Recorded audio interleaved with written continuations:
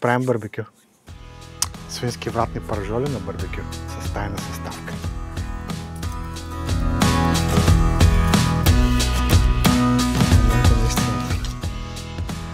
Перфектно. И тайната съставка. Здрасти! Ще правим барбекю. Свински вратни паржоли на барбекю с тайна съставка. За да я научите, ще трябва да изгледате до края.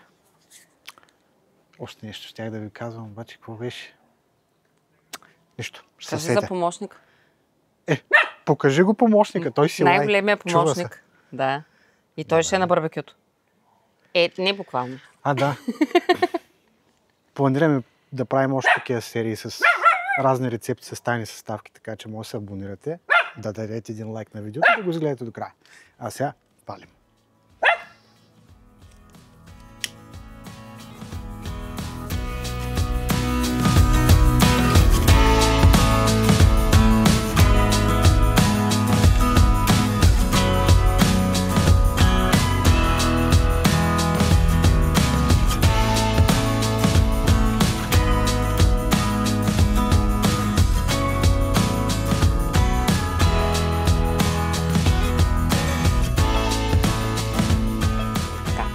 Някои се топлят на огъня, други имат по-приятни занимания.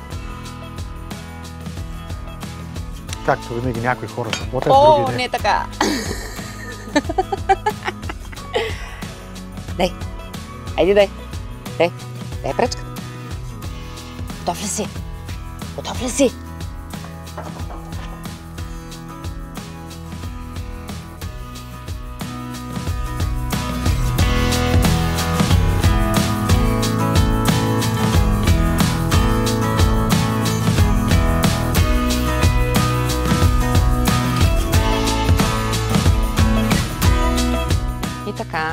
Докъде стигнахме сега? Почти сме готови. Така, как изглежда? И Макси и той е готов. Ето, така. Така, разстилил съм го. Още малко трябва да спаднем като. Да, в краищата със сигурност сега това е добре. Но като цяло, нещо такова ще е. Сложихме ръкавиците, месото е в мене. Време е за щипката.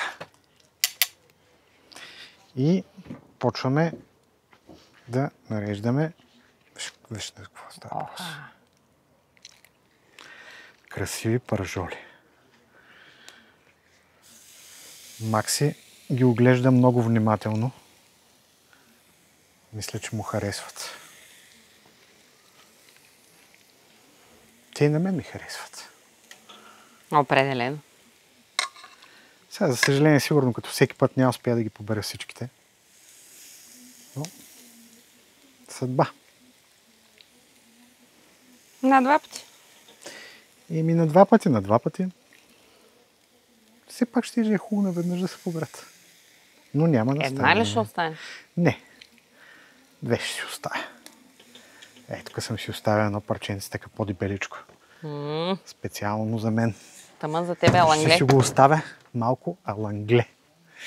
Или както е модерно да се казва, риер. Едно време му викахме алангле. Не знам сега. Откъде дойде това риер?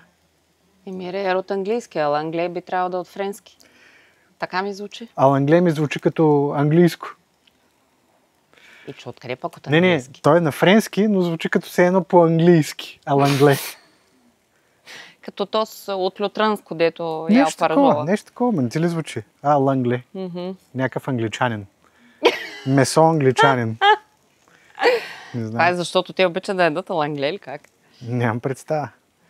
Ма ти си му викат риер. Ами трябва да питаме някой по-опитен човек, така, за да ни обясни откъде. Да, ние ще ги направим medium към well done. Да говорим по хелскиченски жаргон. Да. Добре, че аз вече не ги ям на въглен. Да, защото не се ходи на въглен. От време на време... Не, още е раничко. Те сами ще почнат да се отлепят, когато това ще ти кажа, да обясниш защо го правиш. Да. Когато паржолата, когато е много гореща скарата и се сложи паржолата, тя залепва. В момента, в който се изпече, Тя може лесно да се вдигне без да се... Тоест, вече не е залепнала. И така. Да, иначе неприятно, когато половината пържола ти остава по скарата. Да. Готови сме да въртим от другата страна. Ето как трябва да изглеждат. С леко кафеникава коричка, но не много. И когато ги завъртим още 2-3 пъти, те ще станат малко по-тъмни, но няма да се изгорели. В никакъв случай. Няма да допуснем това.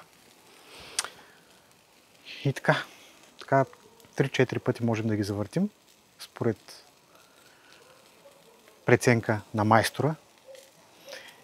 Майстор и грила. в крайна сметка, грил майстора. Да. И в крайна сметка ще имаме едни хубави сочни пържолки. Даже кучето вече се облизва.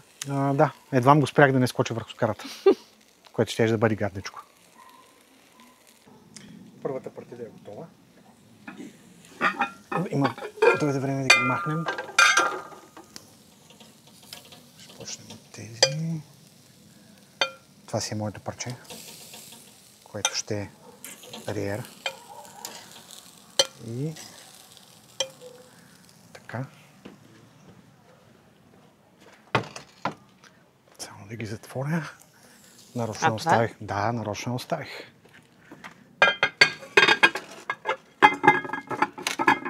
Сега. Що ми изглежда готово? Да, точно така. Абсолютно готово е. Просто. Ето, идеално. Просто го слагаме в тази чиника и сега ще го разрежем. Само ще дадем малко повече светлина. Така. Чакай час. Забравим какво трябва да следя гледам само пържолата. Ела да видиш. Дали сме постигнали това, което трябва. Момента на истината. Ето, перфектно. И вътре сочничко.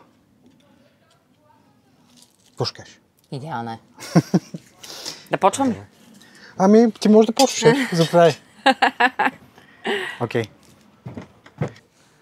Щях да казвам чао, обаче забравихме най-важното. Тайната съставка. А, вярно! Как са вкусени пържолите? По най-елементарния начин. Имат сол, червен пипер, олио, чесън на прах или гранули. Ние използваме чесън на гранули. Олио, малко бира и тайната съставка. Куркума. Придава уникален вкус на месото. Така че, следващия път, когато решите да правите пържоли или на скара или на грил, дори на тиган, това е вашата съставка. Пробвайте я, няма да сгрешите. Ако това видео ви е харесало, абонирайте се за канала, харесайте видеото и до следващия път. А за нас остават пържолите. Да!